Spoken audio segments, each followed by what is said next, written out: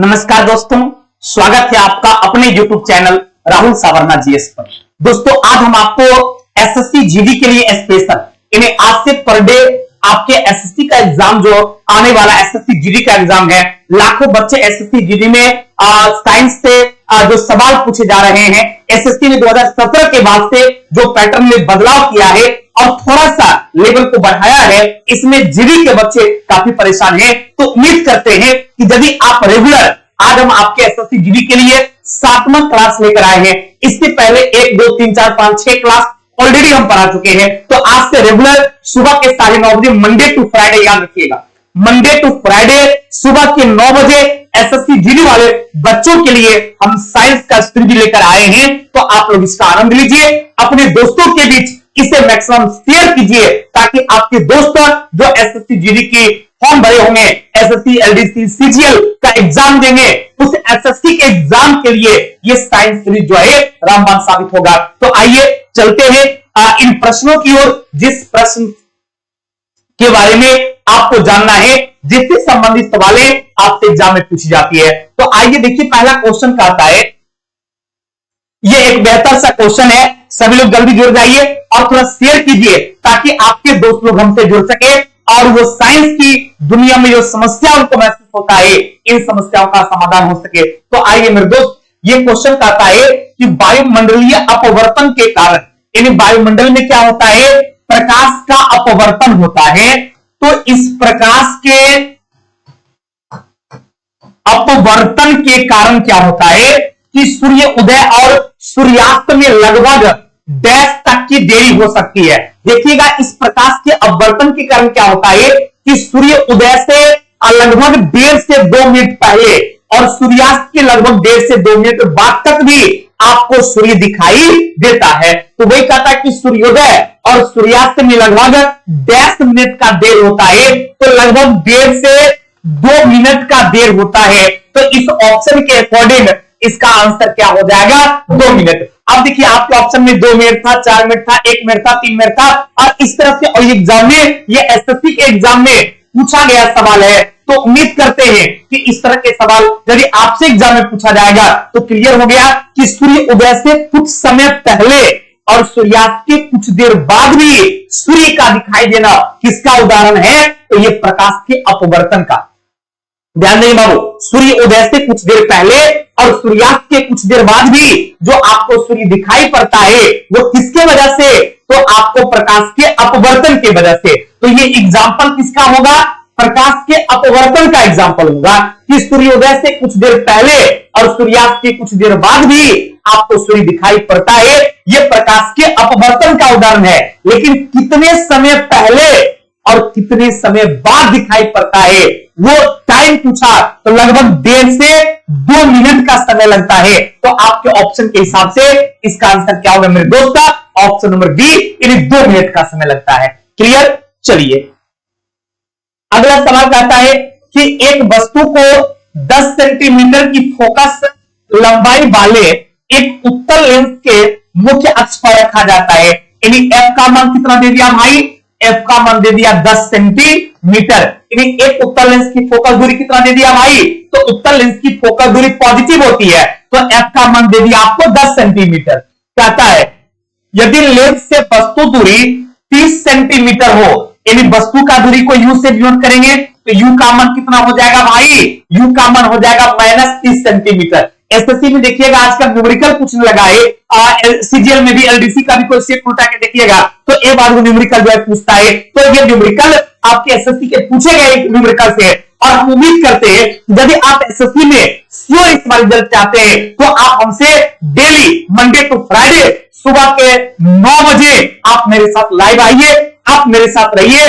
और रात के 8:30 बजे आप लाइव आइए। हम आपको साइंस की दुनिया की जो प्रॉब्लम आपके दिल में है, आपके मन में है, या आपको एग्जाम में समस्या होती है साइंस से, वो समस्या हम आपको दूर करा देंगे। इसलिए मेरे दोस्त, हमारे चैनल को ये प्यार दीजिए। रात के 8:30 बजे और सुबह के 9 बजे, सुबह के 9 बजे एसएससी के लिए और रात के 8:30 बजे बीपीएससी और बिहार एसएससी दरोगा के लिए आप हमसे जरूर जुड़े। साइंस में प्रॉब्लम नहीं होने नहीं देंगे, हम ऐसा विश्वास आपको दिलाते हैं। तो थोड़ा सा शेयर कीजिए हमारे वीडियो को, नए हैं तो सब्सक्राइब कीजिए, शेयर कीजिए ताकि हम आपके दोस्त तक पहुंच सके। देखिए क्वेश्चन को समझिए, ये क्वेश्चन फोकल दूरी दिया था 10 सेंटीमीटर, चूंकि उत्तल लेंस की बात किया तो उत्तल लेंस का फोकल दूरी पॉजिटिव होता है और उत्तल लेंस में वस्तु का दूरी जो है वो निगेटिव होता है। तो वस्तु दूरी कितना दे दिया, -30 सेंटीमीटर, और आपसे पूछा क्या कि प्रतिबिंब कितना दूरी पर बनेगा, यानी v बराबर हुआ, यानी आपसे किसका मान पूछा, तो आपसे प्रतिबिंब की दूरी पूछा। वस्तु की दूरी दिया हुआ है, फोकल दूरी दिया हुआ है, और क्या पूछा मेरे दोस्त, तो पूछा आपसे प्रतिबिंब की दूरी क्या होगा। तो फॉर्मूला लगाएंगे, फॉर्मूला आपको पता होना चाहिए 1/v माइनस 1/u बराबर 1/f। ये लेंस सूत्र आपको पता होगा, नहीं पता है तो आप याद कर लीजिए। लेंस सूत्र क्या होता है मेरे दोस्त, तो लेंस सूत्र होता है 1/v माइनस 1/u बराबर 1/f। 1/v माइनस 1/u बराबर क्या हो गया, 1/f। ये लेंस का सूत्र हो गया। अब देखिए v का मान पूछा, u का मान दे दिया और आपसे f का मान दे दिया, तो चलिए बैठा दीजिए। 1/v माइनस 1/ क्या हो जाएगा, -30 हो जाएगा, क्योंकि u वस्तु की दूरी है और उत्तल लेंस में वस्तु की दूरी निगेटिव होती है, तो 1/v माइनस 1/u बराबर क्या हो जाएगा, 1/10। अब देखेंगे 1/v प्लस हो जाएगा 1/30। प्लस क्यों हो गया भाई, क्योंकि हम माइनस है और u भी माइनस है, तो माइनस माइनस प्लस, तो ये हो गया प्लस 1/30 बराबर 1/10। तो अब ये हो जाएगा, इसको हम लोग कैसे लिखेंगे भाई, तो अब आप इसको लिख सकते हैं 1/v बराबर 1/10 गुनी -1/30, -1/30। अब 10 और 30 का क्या करेंगे भाई, एलसीएम ले लेंगे, ये हो जाएगा 30, ये हो गया 3 घटाओ 1, तो ये गया 1/v बराबर कितना, 1/v बराबर हो जाएगा मेरे दोस्त 2/30 यानी 1/15। तो v का मान कितना हो गया भाई, v का मान हो गया 15 सेंटीमीटर। है किसी ऑप्शन में क्या 15 सेंटीमीटर, ऑप्शन नंबर बी में है। अतः इस क्वेश्चन का आंसर क्या हो गया भाई, 15 सेंटीमीटर, यानी ऑप्शन नंबर बी हो गया। देखिए क्वेश्चन में क्या क्या दिया हुआ था, क्वेश्चन में आपको फोकल दूरी दे दिया था 10 सेंटीमीटर फोकल दूरी का एक उत्तल लेंस है। तो जब ये उत्तल लेंस है तो वस्तु की दूरी क्या होगा, निगेटिव, तो वस्तु का दूरी हो गया -30 सेंटीमीटर। और आपसे पूछा क्या था, पूछा था प्रतिबिंब की दूरी, तो फॉर्मूला लगा लेंस सूत्र क्या 1/v माइनस 1/u बराबर 1/f। अब देखिए v का मान निकालना ही था, u का मान बैठा दिए, माइनस है तो माइनस दिए, u का मान निगेटिव तो -30 दे दिया, बराबर 1/10 हो गया। तो 1/v प्लस 1/30 बराबर 1/10। अब उसको सॉल्व कर लिए तो नीचे 30 और ऊपर हो गया 2, 2/30 यानी 1/15, यानी v का मान कितना आ गया भाई 15।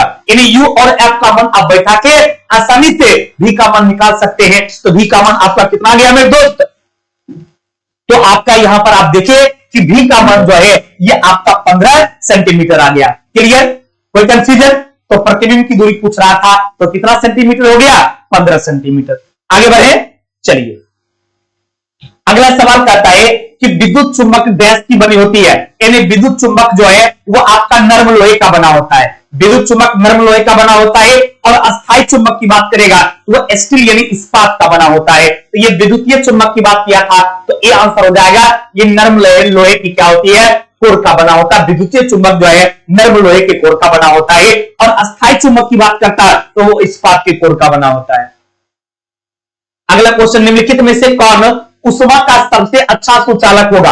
अब देखिए ऑप्शन में ठंडा पानी दे दिया है, गर्म पानी दे दिया है, समुद्र की पानी दे दिया, आसमिक पानी दे दिया। अब सब ऑप्शन में पानी है, ये तो क्लियर है कि पानी जो है वो उष्मा का सुचालक होता है। लेकिन सवाल क्या कहा कि सबसे अच्छा सुचालक कौन होगा, तो ध्यान रखेंगे जिस पानी में लवण की मात्रा ज्यादा होगा, ध्यान देंगे जिस पानी में लवण की मात्रा ज्यादा होगा, जिस पानी में लवण की मात्रा जो है, अमाउंट ऑफ साल्ट जो है, मात्रा जो है वो ज्यादा होगा, वो पानी जानते क्या होगा, जिस पानी में लवण की मात्रा ज्यादा होगा वो ज्यादा उष्मा का सुचालक होगा। जिस पानी में लवण की मात्रा ज्यादा होगा वो उष्मा का उतना ज्यादा सुचालक होगा। तो सबसे ज्यादा लवण की मात्रा किसमें, तो ऑप्शन के अकॉर्डिंग यानी समुद्र का पानी जो होता है, ये समुद्र के पानी में लवण की मात्रा ज्यादा रहता है।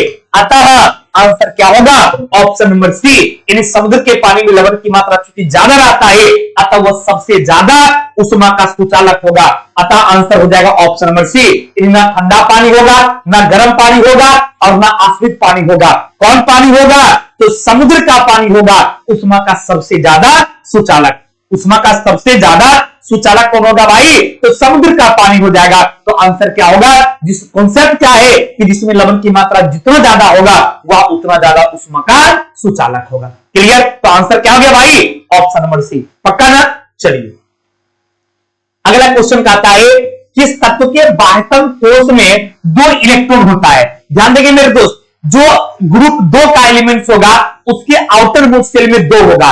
जैसे बेरिलियम की बात करेगा, मैग्नीशियम की बात करेगा, कैल्शियम की बात करेगा, बेरियम की बात करेगा और रेडियम की बात करेगा। इस ग्रुप में यानी ये सब किस वर्ग का है? तो सेकेंड ग्रुप का है। आप पीरियोडिक टेबल पढ़े होंगे तो एक वर्ग से लेकर 18 वर्ग है आवर्त सारणी में। तो जो वर्ग 2 का एलिमेंट्स होगा इन सब तत्व के आउटर मोस्ट शेल में क्या होगा?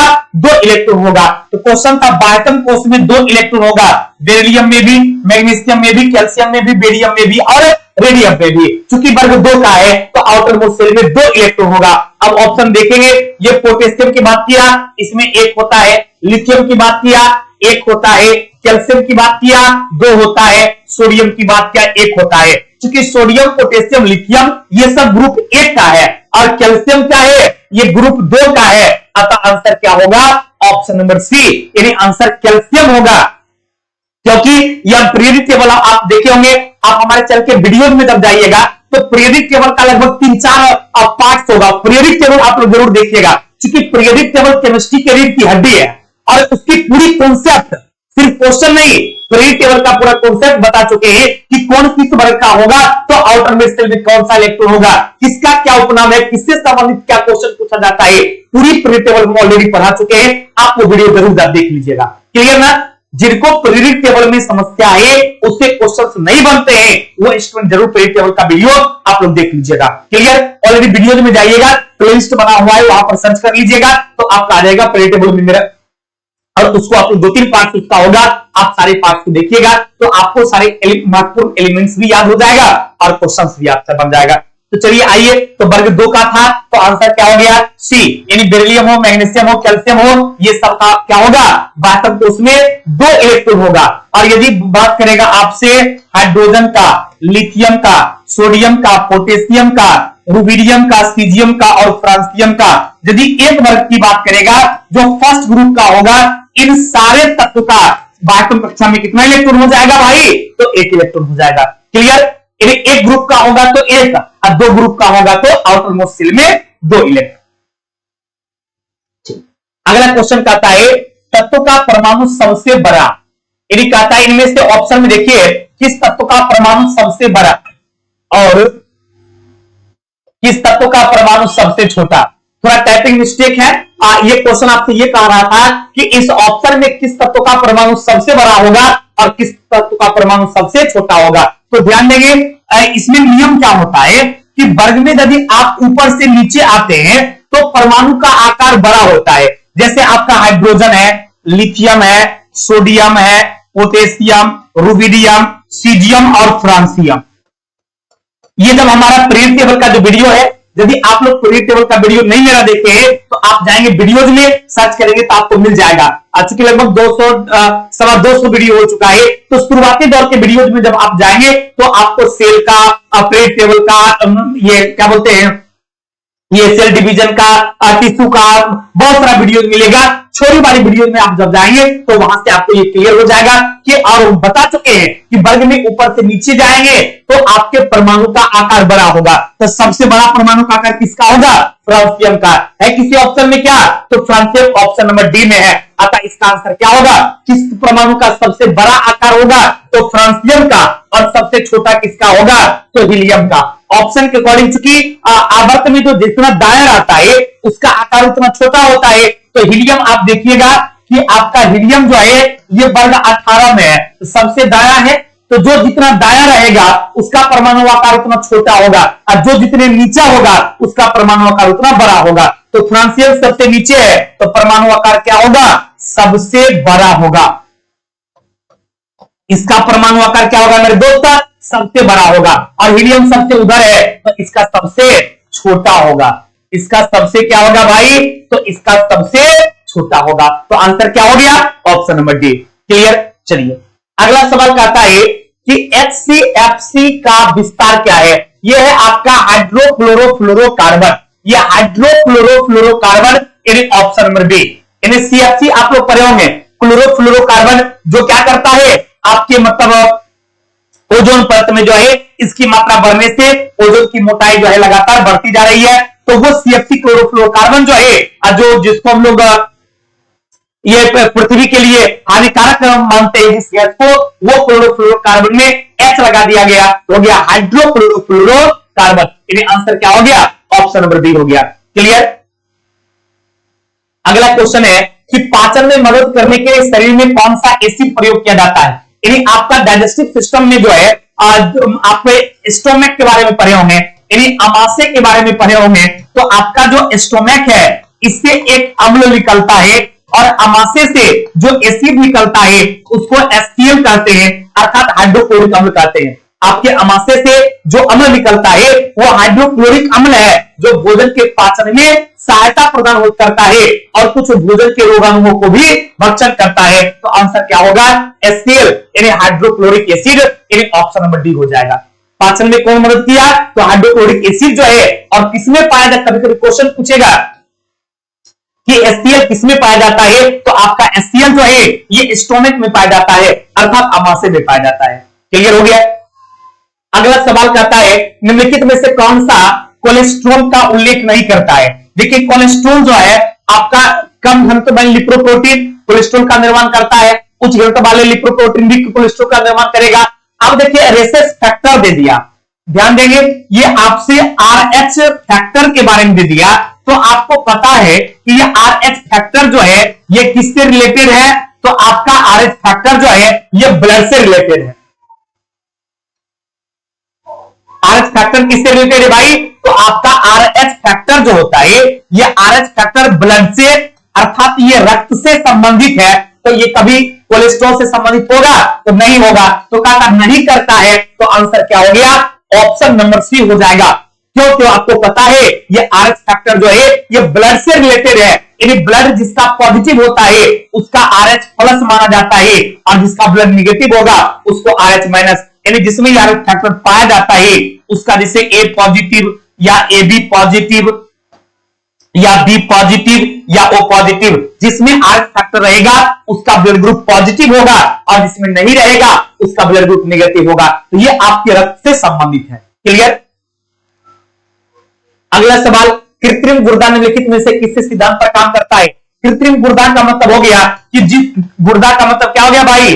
गुर्दा का मतलब हो गया किडनी। तो कृत्रिम किडनी का मतलब क्या हो गया? जिसमें डायलिसिस बाहर से करके बॉडी में ब्लड दिया जाता है। क्योंकि किडनी का काम क्या होता है?